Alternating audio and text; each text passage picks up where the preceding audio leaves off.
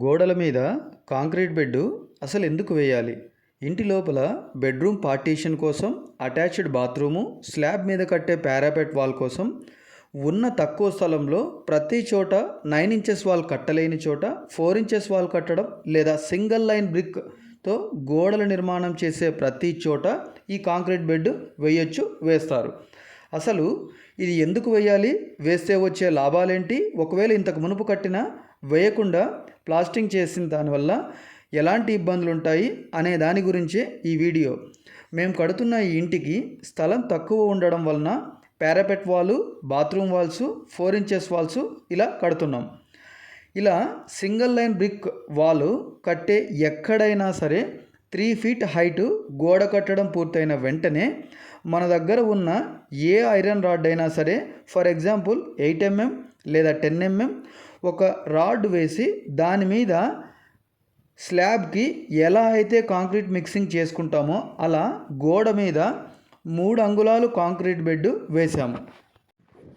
Iron rod concrete వేసే ముందు గోడకు టచ్ అవుతూ ఉండకుండా దాని మీద లేదా దాని కింద చిన్న కంకర రాయి పెట్టి గ్యాప్ ఉండేలాగా చూసుకొని రాడ్ చుట్టూతా, అంటే రాడ్ కింద పైన ఆ పక్క ఈ పక్క అన్నిటికీ ఖచ్చితంగా కాంక్రీట్ ఉండేలాగా చూసుకోవాలి. ఈ ఐరన్ రాడ్డు ఖచ్చితంగా ఆల్రెడీ కట్టిన గోడలోకి కనీసం ఒక 2 అంగుళాలైనా లోపలికి కొట్టాలి.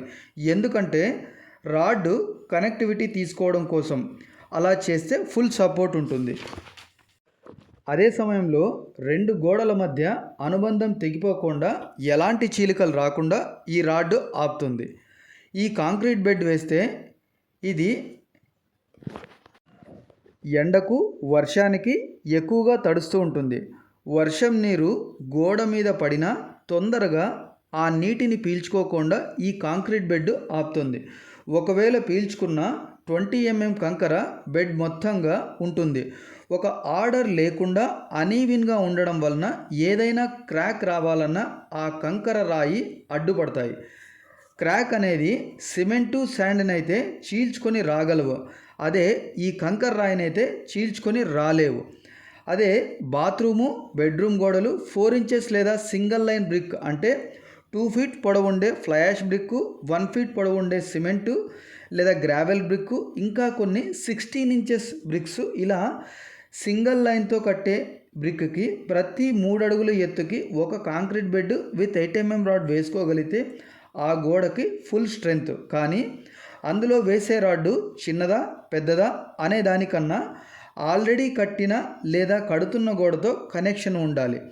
లేకపోతే క్రాక్ వచ్చే అవకాశం ఉంది. Very simple sir. ఏదైనా ఫోటో మనం గోడకు తగిలించుకోవాలనుకున్నా, వేసుకోవాలనుకున్నా ఒక మేకుని గోడలోకి 1 అంగుళమైన లోపల కొట్టేస్తాం. అలా చేయడం వల్ల ఫోటో పెద్దదైనా కాస్త బరువున్న ఆ మేకు మోయగలుగుతుంది. అదే మాదిరిగా మనం వాడే బైకు లేదా సైకిల్, వాటికి వాడే చైను ఏ ఒక్క లింక్ కట్ అయినా అది ముందుకు వెళ్దు. అలా గోడ మీద వేసిన ఈ రాడ్డు ఇంకో గోడతో చైన్ లింక్ లాగా విడిపోకుండా, తెగిపోకుండా ఈ రాడ్డు కాపాడుతుంది. ఈ రాడ్డు రెండింటి మధ్య అనుబంధం తెగిపోకుండా, విడిపోకుండా అలాగే కొనసాగేలాగా చేస్తుంది. ఒకవేళ మాకు పిల్లర్ ఉందండి, మేము ఈ పని చేయలేము అని మీరు అనుకోవచ్చు. 2 ఇంచులు స్టీల్ మేకు తీసుకుంటే అది పిల్లర్లోకి 1 అంగుళం లోపలికి కొట్టేసి దానికి 8 mm రాడ్డు, ఈ రెండింటిని కలిపి బైండింగ్ వైర్ చుట్టేసిన, కాంక్రీట్ వేసిన చాలా బాగుంటుంది. ఒకవేళ కాంక్రీట్ బెడ్ పిల్లర్కి లేదా గోడకి ఆనించి వేస్తే కనెక్షన్ లేకపోతే డెఫినెట్గా క్రాక్ వస్తుంది. ఇంకోటి ఏముంది, మేము ఇంతకుముందు ఎప్పుడో కట్టాము, మేము అలా చేయలేదు, మా ఇంటికి ఏమైనా నష్టమా అంటే ఏం లేదు. అసలు ఈ క్రాక్ ఎందుకు వస్తుందంటే గోడని, అంటే ఆ రెండింటి మధ్య అనుబంధం తెగిపోయినా, సర్ఫేస్ లెవెల్గా ఉన్నా, ఎక్కడైనా సరే ఏ గోడ అయినా సరే నీళ్లు లోపలికి దిగినా లేదా పీల్చుకున్నా నిదానంగా కొన్ని సంవత్సరాల తర్వాత క్రాక్ కనిపిస్తుంది. అలా రాకూడదంటే ఇంతకుముందు కట్టిన ఏ ఇంటికైనా, ఏ గోడలకైనా, బయట గోడలకి ఎండ, వర్షం ఏ రకంగానైనా పడేట్లు ఉంటే వాటర్ ప్రూఫింగ్ పెయింట్ వేసుకుంటే ఈ క్రాక్ రాకుండా చేయొచ్చు.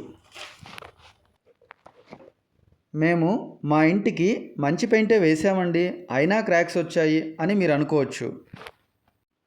ఆ క్రాకు నీటిని పీల్చుకోవడం వల్లే వచ్చిందా, లేకపోతే ఫౌండేషన్ దెబ్బతినడం వల్ల వచ్చిందా, రెండింటి మధ్య అనుబంధం తెగిపోవడం వల్ల వచ్చిందా, గోడను ఎప్పుడైనా ప్లంబింగ్ ఎలక్ట్రికల్ పైప్స్ కోసం బద్దలు కొట్టేటప్పుడు వచ్చిందా, అలా ఏ రకంగా వచ్చిందో మనం ఐడెంటిఫై చేయగలిగితే వెరీ ఈజీ. అది కాకుండా నీటిని పీల్చుకోవడం ద్వారా వచ్చిన క్రాక్ అయితే ఖచ్చితంగా అది నీటిని పీల్చుకుంటే మాత్రం చాలా ఈజీగా కనిపెట్టవచ్చు. అది ఒక ఆర్డర్ ప్రకారం లేకుండా ఎటు పడితే అటు వచ్చేసి ఉంటుంది. ఎక్కువ ధర పెట్టినంత మాత్రాన, ఎవరైనా సెలబ్రిటీతో యాడ్ ఇచ్చినంత మాత్రాన అది మంచిదని నిర్ధారించలేం. ఏదైనా ప్రోడక్టు చాలా చోట్ల గోడలకి పెయింట్తో రాసింటారు. బిందు జీరా కూల్ డ్రింక్ కూడా చాలా చోట్ల యాడ్ ఇవ్వడం కోసం పెయింట్తో గోడలకు రాసింటారు. ఆ గోడకి క్రాక్ ఎక్కడైనా కనిపించిందా? కొన్ని చోట్ల కాంపౌండ్ వాల్కి యాడ్ ఇచ్చినా ఆ పెయింట్ వేసినా క్రాక్ వచ్చింది అంటే ఫౌండేషన్ ఏమైనా సింక్ అయితే అప్పుడు క్రాక్ వచ్చింటుంది. ఇక్కడ వెరీ సింపుల్ సార్. దాహం వేసిన ప్రతిసారి ప్రతి మనిషి నీటిని తాగడం కామన్. ఎండాకాలం మనం ఎక్కువ నీళ్ళు తాగుతాం, చలికాలం చాలా తక్కువ. మార్చి నుండి జూన్ మధ్యలో ఎప్పుడైనా వర్షం వస్తే భూమి మీద తడి చాలా తొందరగా డ్రై అయిపోతుంది. ఎందుకంటే ఎండకు మట్టి బాగా ఎండిపోయి ఉంటుంది కాబట్టి. కావలసినన్ని నీళ్ళు పీల్చుకుంటే, అలాగే మన ఇంటి బయట గోడలన్నీ కూడా బాగా ఎండిపోతే పడే ప్రతి చినుకు, ప్రతి నీటి చుక్క కూడా బాగా పీల్చుకుంటుంది. అప్పుడే చిన్నగా క్రాక్స్ రావడం మొదలవుతాయి. పెయింట్ అనేది గోడలు నీటిని పీల్చుకోకుండా మాత్రమే చేయగలవు. నీటి చెమ్మ తీసుకోకుండా అంత మాత్రమే క్రాక్ రాకుండా ఆపగలవు. అందుకే సింగిల్ లైన్ బ్రిక్ లేదా 4 ఇంచెస్ బ్రిక్, అది 16 ఇంచెసా 2 ఫీట్ పొడవు ఉండే బ్రిక్, 4 ఇంచెస్ బ్రిక్ అయితే ఎవ్రీ 3 ఫీట్కి ఖచ్చితంగా బయట కట్టే పారాపెట్ వాల్కి, బాత్రూంలో అంటే పార్టీషన్ కోసం బెడ్రూమ్ పార్టీషన్ కట్టే ఏ గోడకైనా ఇలా కాంక్రీట్ బెడ్ వేసుకోగలిగితే తొందరగా నీటిని పీల్చుకోవు. అలాగే అదుర్లకు కానీ ఏదైనా పైపుల కోసం ఇష్టానుసారం పగలగొట్టినా అది క్యారీ చేయగలదు. అంటే దాని మీద కట్టిన గోడని కిందకు వంగకుండా క్యారీ చేయగలదు.